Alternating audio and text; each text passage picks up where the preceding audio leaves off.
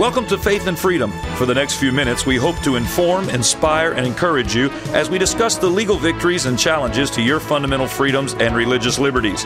Faith and Freedom comes to you from Liberty Counsel, a civil liberties education and legal defense organization.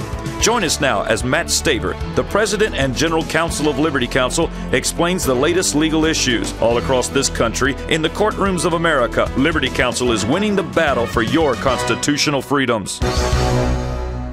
A staggering number of 53 million people aborted since 1973.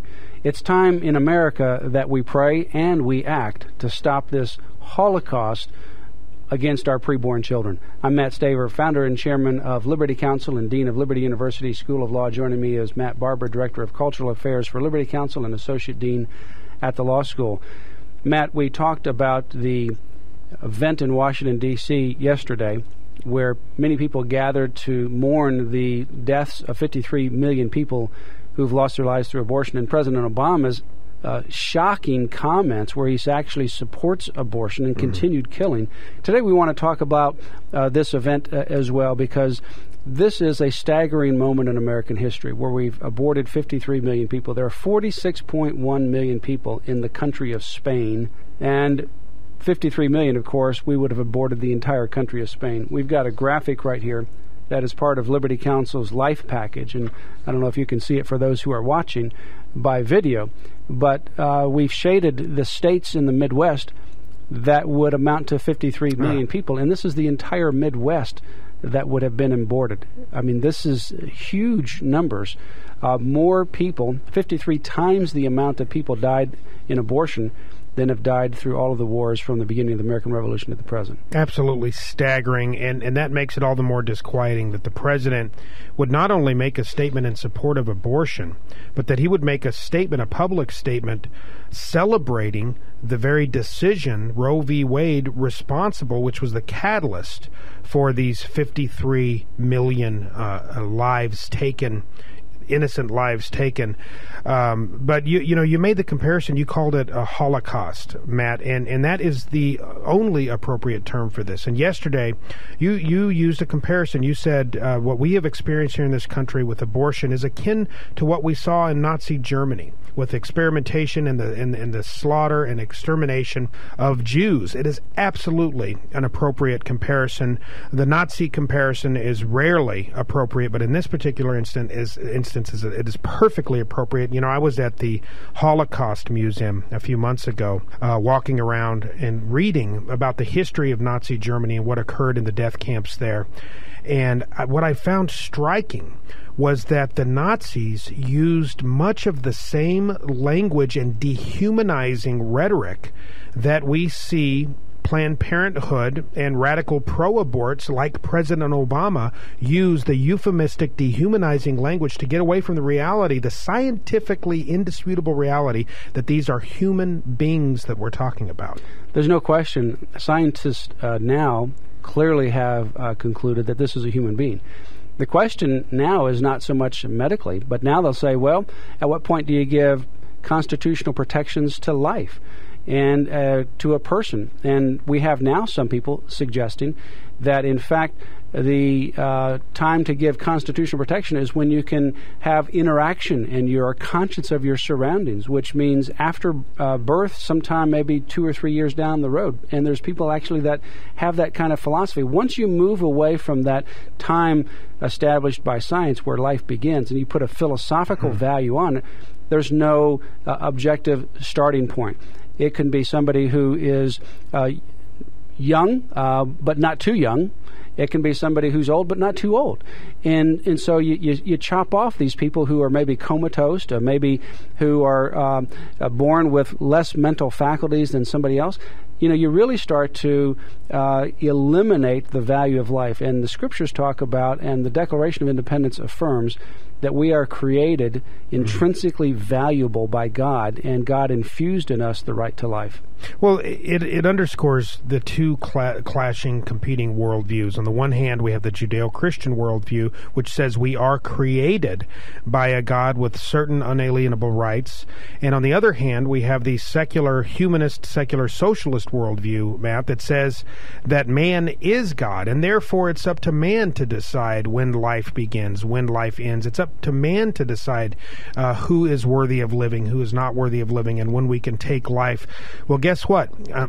We have a loving but an angry and wrathful God, and the longer we continue 53 million of His precious creations slaughtered, we have to pray for forgiveness. We have to pray that this Holocaust comes to an end. And I think we see the radical abortion industry really ramping up their rhetoric and really because I think they're fearful. They know they're on the wrong side of history.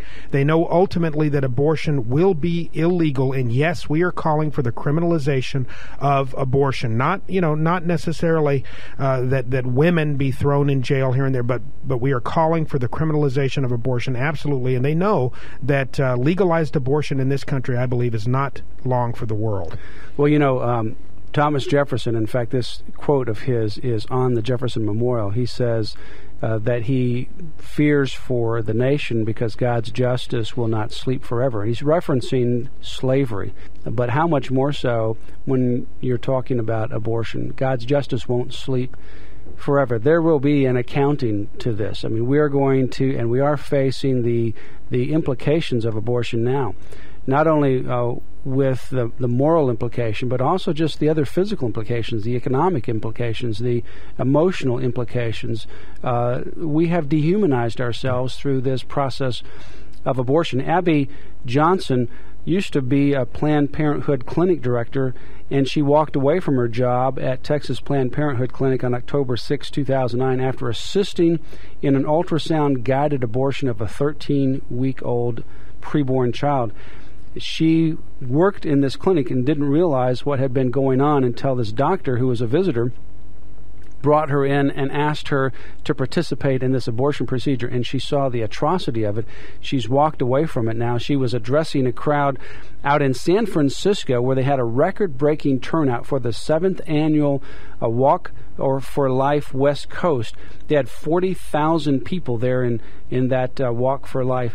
And, of course, we had record-breaking crowds in other places around the country as well. San Francisco, no bastion of conservatism. I saw them on the Bay. I mean, San Francisco, that they would have that kind of turnout in San Francisco is very heartening, Matt. You mentioned people like this Texas former Planned Parenthood worker who finally they cut through the euphemistic language of freedom of choice and so forth. When a pro-abort starts talking about I believe in freedom of choice, I would encourage everyone to just start questioning them. Okay, well, what do you mean by choice? Well, by choice, I mean the right for a woman to have an abortion. Well, what do you mean have an abortion? Well, the right for a woman to terminate a pregnancy. Well, what do you mean terminate a pregnancy? Well, the right for a woman to... Well, they're kind of backed into a corner at that point. To do what? To kill the human being that lives within them. It's all euphemistic language. When we cut to the chase and address the reality of what abortion is, it is it is homicide. Then people their eyes can start to open. Even people who may be deluded into believing their own rhetoric. And women are even victims of this as well, because they are taught a lie that this is just a blob of tissue, that it's no big consequence, that a lot of people do it. This is just something that you do if you don't want to get pregnant, you don't want to have a baby, you're already pregnant, obviously. And so this is just a lie that they are fed. And oftentimes they go into this abortion. They don't realize the consequences of it until the abortion has taken place, and they realize then that they have actually taken the life of their unborn child, that they will have to live with that for the rest of their lives. Oftentimes there's emotional consequences where there's self-destructive behavior, whether it's drugs, alcohol, or sexually promiscuous and risky activity, depression. A lot of these things happen as a result of this within the abortion industry, where they're simply taught a lie. So we need to really restore a culture of life in America. Well, and unfortunately, you mentioned sometimes women, once they get there and realize what they're doing, we have had multiple instances where women have been told that they can't leave, have been sedated, have been, they say, no, I've changed my mind, and the doctor says, no, we know what's best. We're going to, and women against their will have had to continue with the abortion procedure, and that's just... it's a horrific thing. Well, give us a call at Liberty Counsel, 1-800-671-1776, or visit us at lc.org. We have information that we can provide to you, an abortion packet, which includes, among other things, this graphic that is stunning, that shows that this abortion industry, this death mill, has actually aborted the great portion of the Midwest of the United States. We also have other information as well. You can also order the Patriot's Handbook on American Liberty. It contains the Constitution, the Declaration of Independence, Patrick Henry's message, my message, and more, so that you can learn about the founding documents that say that God infused us with the right to life. Give us a call today. You have been listening to Matt Staver of Liberty Counsel. Our hope is to encourage and inspire you to stand up for your faith, family, and freedoms. We can accomplish a lot when we work together. Get informed and get involved today. Sign up for our free monthly newsletter, The Liberator. We will send it out to you free of charge. Stay informed with our Liberty Alert email update. Just click on the website at www.lc.org or call us at 1-800-671-1776. Tune in next time to learn more about your rights right here on Faith and Freedom.